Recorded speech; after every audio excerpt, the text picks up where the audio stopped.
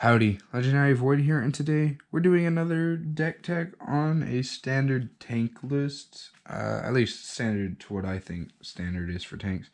We'll be going over the characters and all the battle cards. And of course, as always, you are more than welcome to change cards from this list. Tell me what I can do better, which cards definitely should be taken out, which ones I could replace, if there are any characters I should replace, that kind of thing. You can tell me all of that in the comments down below, and of course let's go ahead and get right into it. So of course our first character is the common Megatron from wave 1.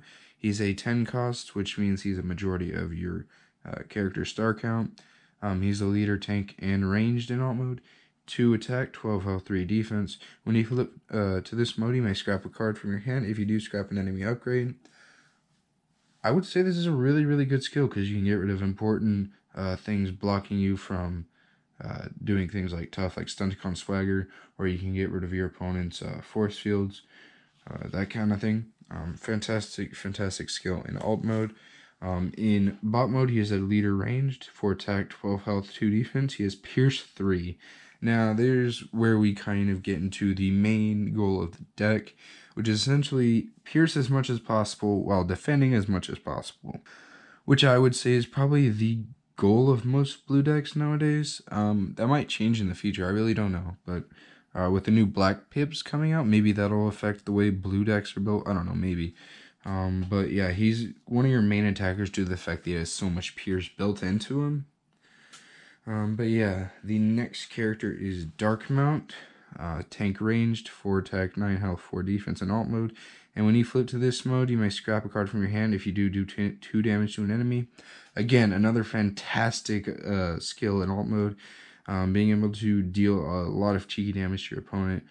Let you bypass things like Force Field, which would normally block you from KO, or get past Scrapnel's ability, which would normally block a KO. That kind of thing, or just KO your opponent entirely and get past the tap or bravery or that kind of thing that blocks you from attacking them. And in bot mode, if I can pick it up, he's melee, 5 attack, 9 health, 3 defense, and when this is defending against a ranged character, he has +2 defense. Fantastic, due to the fact that ranged are pretty popular right now, whether it be aerial bots or small pieces of just random combiner decks. I think a lot of these Sentinels are ranged, if I'm not mistaken. I'm probably mistaken. Whatever, you can fact check me in the comments below. Yeah, he's a really good card. And our last tank, of course, is Demolisher, which is one of the cards I got of TCG Player. Go check them out. They have a lot of choices for different cards you can get, and they show you a whole bunch of prices. Hashtag not sponsored, but yeah, I liked the experience that I had there. In alt mode, he's a tank range, 3 attack, 7 health, 3 defense. When you flip to this mode, draw a card for each of your other tanks. This is mainly what he's used for. I guess to just refill your hand, help you keep pushing pierce onto your opponent through piercing blasts, just getting them into your hand. In bot mode, he has 0 attack, 7 health, 4 defense. When this is attacking, flip extra battle cards equal to his defense. This doesn't really matter due to the fact that I run, I think, a total of 3 orange in this deck, so he's probably never ever going to deal damage in this form. This is mainly just tank hits because of his massive 4 defense, but he is a melee in this mode, so if you wanted to play like body armor, you definitely could. And let's go ahead and get on to the actions. Our first action, of course, is Hunker Down. Each of your characters flip from bot mode to tank mode. Then for each of your tanks that isn't upgraded with an armor, put an armor on it from your scrap pile. This can trigger your bot's effects, whether it be flipping to Megatron to let you scrap a card, then get rid of an enemy upgrade, or you could essentially keep one of your characters alive by attaching an evasive maneuvers or reinforced plating from your scrap pile onto it, which your opponent will be like, wow, that sucks. But it's got a blue pip, which it really helps the deck out. I would run a third one, but I don't have a third one, so you can probably tech something out, put a third one in. But I really love this card. It's fantastic, and if you can pull it off on the first turn, you can play it in action. Oh, it's beautiful. It's beautiful. And then we are running one copy of Heavy Handed and one copy of The Bigger They Are, which both kind of say the same thing but opposite. Heavy Handed gives you +2 attack and Pierce 4 against something that has fewer stars than you, and The Bigger They Are gives you +2 attack and Pierce 4 against something that has more stars than you. I decided to run one of each just because, yeah, it's Pierce. You need Pierce. There's a lot of Pierce going around in decks like these. And since you kind of have a semi-decent range of star counts on your characters, Megatron 10, Dark Mount 9, Demolisher. I guess this is one way you could do damage with Demolisher, since he's a 6-star. If he's attacking something like Optimus Prime, Battlefield Legend, he could get Pierce 2 on it, if that, I don't know if that matters, but yeah, you could definitely play it. But I'm only running one of each, mainly because I own one of each, but I don't think I would run any more than that, even if I had some more, but that's for you to decide, because I'm not the one actually playing this deck. Actually, I was, but whatever. You know what I mean. You're playing one copy of Espionage. Choose a battle icon color, then look at your opponent's hand and scrap a card from it that has the battle icon of that color. It is a white and green pip, which lets you essentially put it in your hand as often as you flip it. And essentially, it's such a great counter to, what's it called, Combiner decks. Being able to just declare green, look at your opponent's hand, scrap away their Enigma, preventing them from combining an extra turn. Really, really good. Like, if you can get rid of that on the turn they combine, it's so satisfying seeing that they are just the struggle. Oh, it's so much fun. We're also playing one copy of Marksmanship. I definitely would run more of these, maybe one or two more. Of course, two more, but like maybe just one more.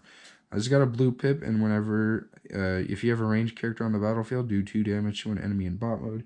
You'll pretty much always have a ranged character, mainly because Megatron is ranged on both sides, and Demolisher and Dark Mount are ranged in one side. But doing something in bot mode is, I would say it's pretty common, mainly because combiners have to flip to bot mode, and most characters' good skills happen in bot mode. So, yeah, definitely would run more of these, but I only own one, so that's unfortunate. Now, here's a card I definitely would recommend you swap out. I just played this for the lulz, which is ISO Function. It's okay. It's not, I wouldn't say it's the greatest in a blue deck like this. But you can definitely run it if you want to. It's just a lot of fun bringing back something like Megatron or Dark Mount to either trigger their effects in alt mode or just get Pierce or huge attacks from either of them. It's just a fun little surprise play on your opponent. You can definitely swap it out for like a Marksmanship or Bigger They Are, Heavy Handed, whatever you want to do. We also play 2 copies of Leap into Battle. One of your characters gets +3 attack until the end of the turn.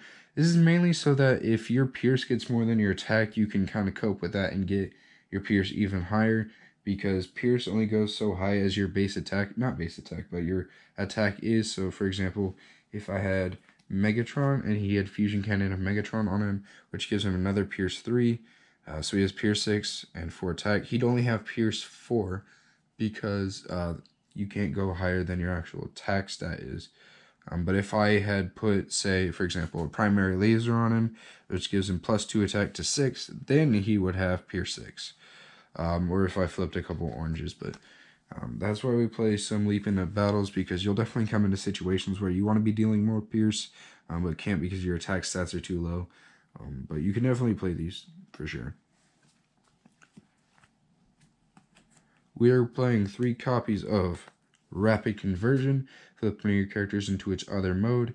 Fantastic, fantastic ability, especially in a deck full of flip effects through Dark Mount and Demolisher, and literally everyone has a flip effect, whether it be scrapping upgrades, dealing damage, or just drawing cards. Rapid Conversion is such a good way to do that multiple times, or just get them back into the bot mode that you really need them to be in.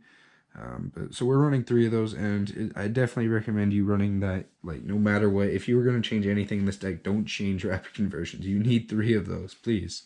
Please, just trust me on that one. We're also playing 2 copies of Vaporize. It's just another great way to get rid of anything that can stop your tough, like Stunticon Swagger. I may have said Enigma in another video. I don't know, maybe. But yeah, it gets rid of force fields, anything that can block damage from you. Great card. Blue Pip helps towards the main goal of the deck, which is to defend, essentially outlive your opponent, I guess, is kind of the way to say it. Maybe, I don't know. We're running 2 copies of Security Checkpoint, double blue pips. Each player reveals their hand and scraps all upgrades found. You can play it for its effect, because its effect's alright, but you're mainly going to be playing it for the 2 blue pips that are there. Yeah, you could play a third one if you really wanted to, but I opted not to. Mainly because I don't have one, but I don't think I would play a third one just because it takes up another deck spot that could be definitely used towards something else, like an espionage. We also play 3 copies of Pep Talk. Draw support. You need a lot of it in a deck like this so you can keep up your pierce towards your opponent.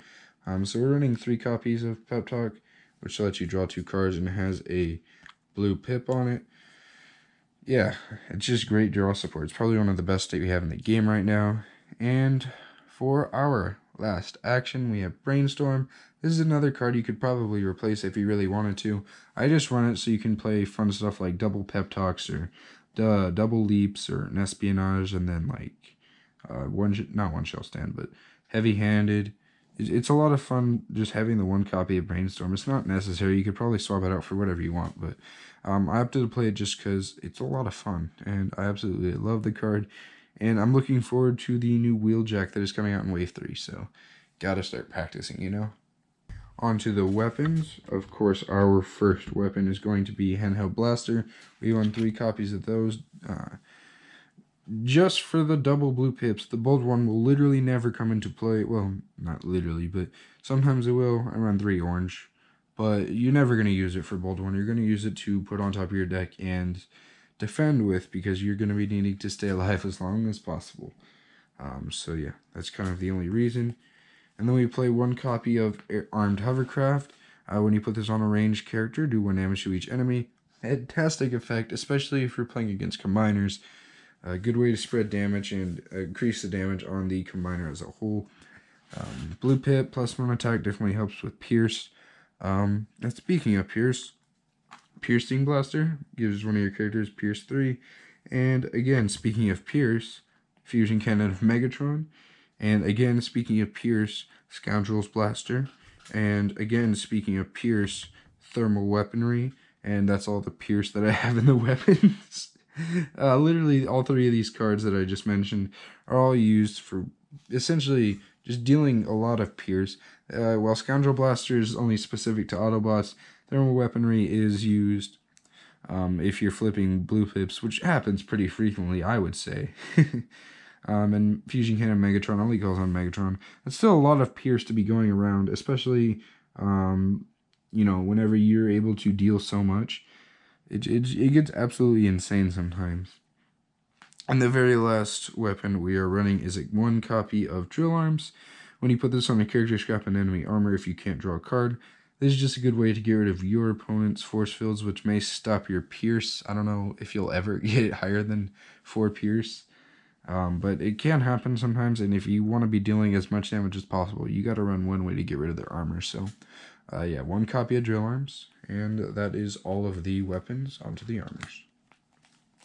Our first armor we're playing is Reinforced Plating, of course. Tough 2, great way to defend.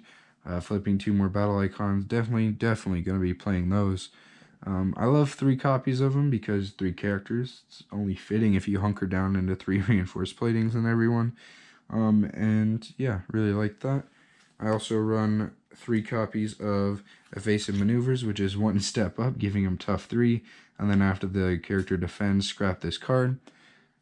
Great way to defend again, but it is a one-time use, so of course we're going to run 3 copies of those, so it'll happen as much as possible. And then, of course, we're going to be running 1 force field, just in the off chance you play against something with absolutely crazy Pierce that you have to defend against. This force field kind of helps negate that just a little bit. And yeah, that's the 7 armors we run.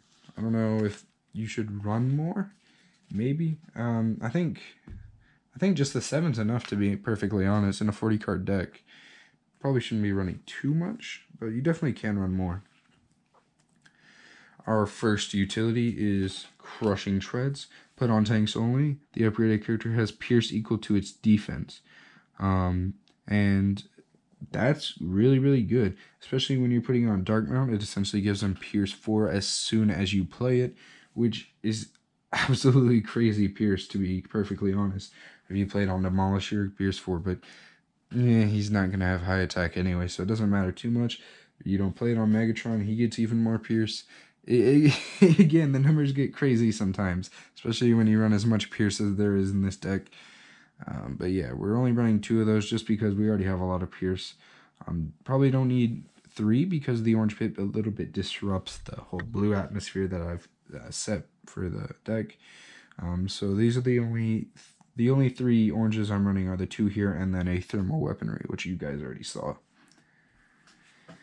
And the last set of cards that we are playing in this deck is 2 copies of Security Console. When the upgraded character defends, draw a card, then plan 1. Plan 1, of course, is a May, meaning that you could definitely just draw the card, and that's in your hand now. And it's an amazing way to get rid of things like Security Consoles, or just handheld blasters out of your hand and onto your deck, where it's definitely going to be useful. And since it's while you're defending, you definitely could just draw a card, keep it in your hand, and then play it the next turn if you actually really need to play that. And I really like that.